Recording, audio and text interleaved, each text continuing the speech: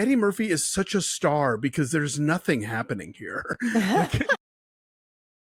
The heat is on, and so of course we have to go back and talk about Beverly Hills Cop. There's going to be another sequel to Beverly Hills Cop coming out on Netflix called Axel F. Yes, it is the fourth one. Eddie Murphy is back as Axel Foley.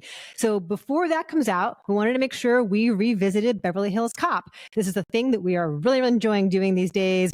We reviewed St. Elmo's Fire recently. We love to go back and look at films from our youth through fresh eyes. Although I suspect, based on Alonso's initial reaction here, that maybe his opinion hasn't changed all that much on Beverly Hills Cop. Since 1984, one of the big Eddie Murphy hits, one of the films that really put him on the map as a major international film star. Tell us about Beverly Hills Cop. You guys don't know nothing about nothing, do you?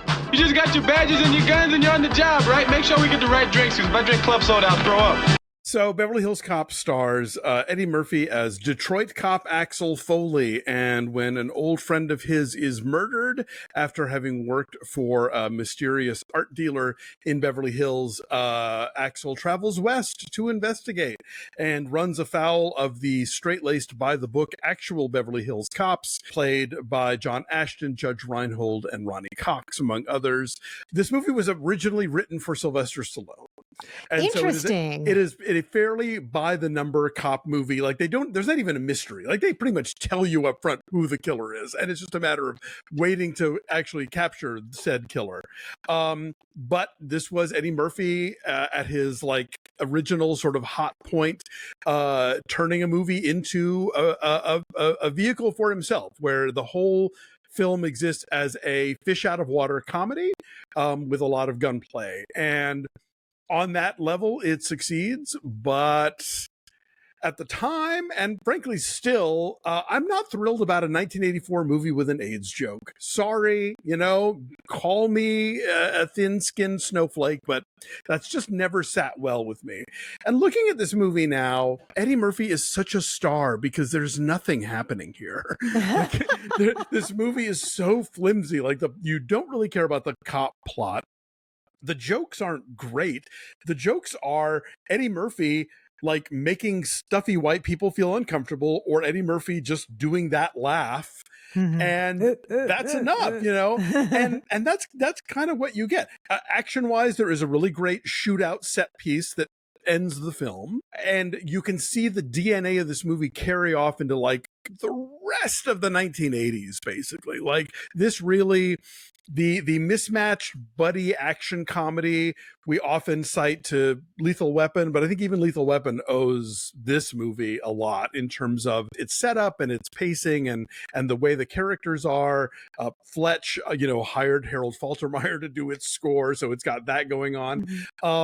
It's also the beginning of the 80s obsession with Beverly Hills. This is pre-Beverly Hills 90210. This is pre-Troop Beverly Hills. This is pre-Down and Out in Beverly Hills. But Beverly Hills becomes this catch-all, like, glory moment of the 1980s, where in a decade that was kind of dedicated to opulence and consumerism and consumption, Beverly Hills becomes the sort of, stand-in city for all of those virtues as they are. And so, this film is incredibly influential. It was a giant hit in the 80s. It made more than $300 million, which in today's money is almost $1 billion. But I just still don't love it.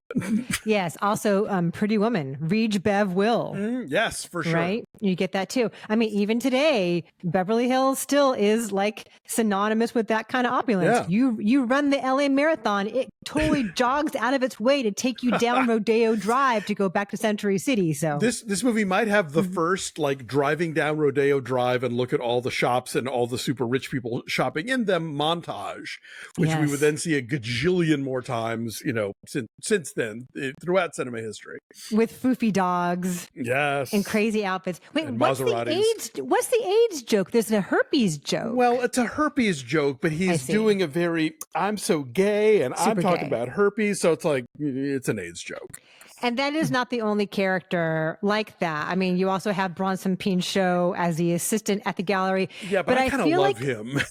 I was gonna say, I think that's really funny. I don't want to straight explain these characters to you, but to me as a viewer, like they're not making fun of that character. Like those two have such a great interplay with each other. So when he's explaining how crazy expensive the art is, and Axel's like, "Get the fuck out of here!" And he's like, "No, I cannot." Like they're matching each other step for step there. Serge is in the tradition of the great Hollywood sissies of the 1930s. Your Franklin Pangborns, your Edward Everett Hortons. He is master of his own domain, and you are just visiting. So, like, I don't think, even though Bronson Pinchot is straight, like, I don't think that character is a negative thing at all, because he's so large and in charge and owning his territory of this. It's the AIDS joke, and then also this other random conversation that happens in the warehouse where the guy's like, this guy at the bar was blinking and I don't know if he was trying to come on to me, so I was going to bring you to see if I needed to bash his head in or something. I'm like, where'd that come from, movie? Who needed that? You know, but again, 1984, people forget, not that long ago, this was just the language of American movies, and let's talk about silly faggots, you know? So, yeah, that it bugged me then and it bugs me now. Sorry, Beverly Hills Cop. No, understandably. But then you have Damon Wayans saving the day by giving him the bananas for free at the buffet. Here, take them.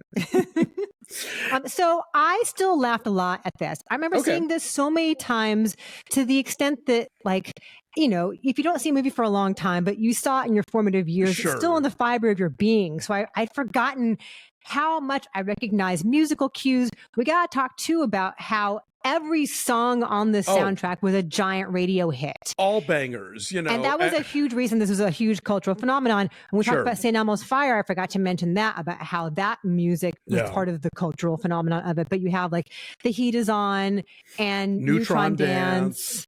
I mean, this is a song where, like, Stir It Up is sort of a second tier hit, and that's a fucking banger. Like, that is one of the great Patti LaBelle songs of all time. Catchy as hell. And even like Axel F, like the theme song lives on to this day. It lives on to this day in Crazy Frog. Do you know Crazy Frog? I do not. It's the same. It's the song. Oh, right. And then it goes ding, ding, ring, ding, ding, ding, ding, and like it plays British off novelty hit, right? Yeah. Okay. It is, and so I mean, it lives on today. A lot of it is, the charm of it is Eddie Murphy just riffing, you know, and doing the variety of voices and the variety of personalities and all the things that, you know, made him a superstar on SNL. Like it's all there as a showcase for him to just tool on people, as you say, make them feel uncomfortable. It's this very old tradition of, you know, rogue cop thinking for himself and going off and doing his own thing and not following protocols, but, you know, saving the day nonetheless. You mentioned the shootout at the end. I found that chase with the big ring in the beginning thrilling, also and impressive, so of its time. Like the amount of wanton destruction as they have the words like Don Simpson, Jerry Bruckheimer across, plowing through like it's a tank, plowing through cars. Off the top, it announces what kind of movie it's going to be. It's going to be brash and showy and muscular and funny. And so I still laughed a lot. I thought all the stuff with Taggart and Rosewood entertaining. Judge Reinhold had just been in Fast Times at Ridgemont High, you know, so I thought that sort of friendship that they eventually grudgingly came to felt genuine to me. One thing that's funny, though, is that very little of this actually was shot in Beverly Hills. You mentioned the montage of the shopping on Rodeo Drive, but like that hotel is the Biltmore. Right. Yes. In downtown LA. So a lot of things like the country club that Victor Maitland goes to is in Pasadena. Like nothing really takes place in Beverly Hills for a film called Beverly Hills Cop. But I still laughed a lot, but I can totally appreciate how this would like cut you, you know, with its wanton homophobia. I think, though, you know, obviously Eddie Murphy becomes a better actor as time goes along. You know, he brings you to something like Dreamgirls, you know, where he's really capable of a lot of different tones. Like, as much as the comedic scenes very frequently work, like where he bluffs his way into the hotel or into the warehouse or whatever else, like I never believe his friendship with James Russo at the beginning of the movie. I never believe his friendship with Lisa Eilbacher. Like we're supposed to believe they grew up together. They've known each other all their lives. Like those scenes, he's not, they are just like Tefloning off of each other. Like I never believe any kind of shared past with them. And that's, marginally important to the plot, but the plot is marginally important to the movie, so whatever. But like looking at it again now, I realize, oh yeah, these scenes don't land at all. I'd also forgotten about, like, speaking of montages, the sort of grim Detroit montage that opens the movie to sort of then be counterbalanced with the Rodeo Drive one later. It's like, oh yeah, this movie's really kind of making you sit in Detroit for a second before destroying everyone's car and then, like, you know, just sending everything out to California. But yeah, I mean, this is an undeniably influential movie, and I understand why it was. But like, if I had to watch an Eddie Murphy movie of that period again, like, I'd rather sit through The Golden Child.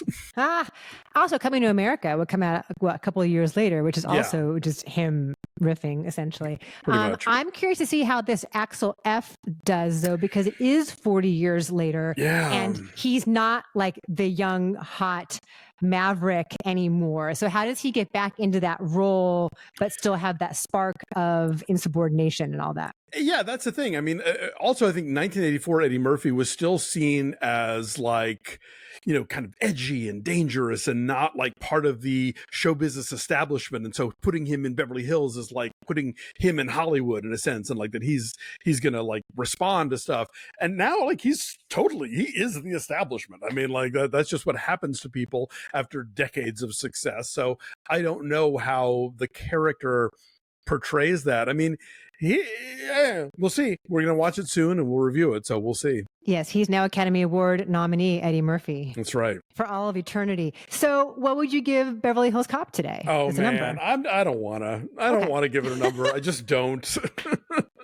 Well, thank you for rewatching it with me. It sounds like it was sort of arduous for you. I appreciate that. I mean, it was illuminating in a lot of ways. It was definitely it is one of those things, like when you go back and watch Goodfellas and you realize how much every movie since Goodfellas has borrowed from Goodfellas.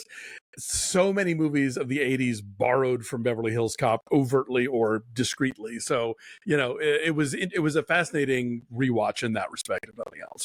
All right. Have you watched Beverly Hills Cop recently? Will you watch Axel F? Let us know.